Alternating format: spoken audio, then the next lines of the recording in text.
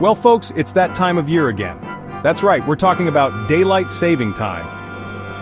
On March 9th, 2025, millions of Americans dragged themselves out of bed feeling like they'd been robbed of a precious hour. As we fumble with our microwaves and coffee makers, the age-old debate over daylight saving time rears its head once more. Is this biannual clock-changing ritual really necessary? Or is it a relic of the past that's more trouble than it's worth?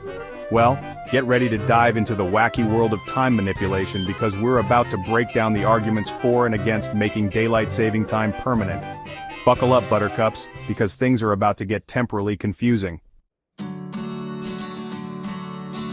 Now, for those of you who need a little history lesson, daylight saving time isn't some newfangled invention. It's been kicking around, in some form or another, for over a century. The idea was first floated by Benjamin Franklin, because apparently being a founding father and all-around genius wasn't enough for the guy. He also wanted more daylight. But it took a couple of world wars and an energy crisis or two for daylight saving time to really take hold in the United States. The idea was that by shifting the clock forward an hour during the summer months, people would use less electricity for lighting because the sun would be up longer. Sounds reasonable, right? Well, not so fast.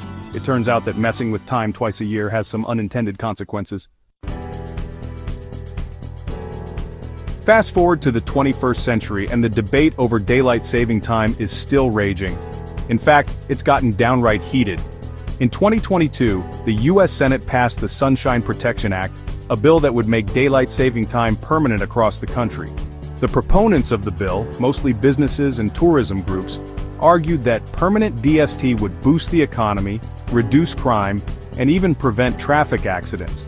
They pointed to studies that showed increased retail sales and outdoor recreation during daylight hours. However, the bill hit a snag in the House of Representatives where concerns about the potential downsides of permanent DST led to its stall. So, what are the arguments against permanent daylight saving time? Well, for starters, there's the whole issue of darker mornings, especially during the winter. Imagine kids walking to school in the pitch black or people commuting to work while it's still dark outside. Not exactly a recipe for safety or a cheery start to the day. And then, there are the potential health effects. Studies have shown that messing with our internal clocks can disrupt sleep patterns, increase stress levels, and even increase the risk of heart attacks and strokes. So, what's the verdict? Is permanent daylight saving time a good idea or a recipe for disaster? Honestly, the jury's still out. Public opinion is divided, and there are valid arguments on both sides of the issue.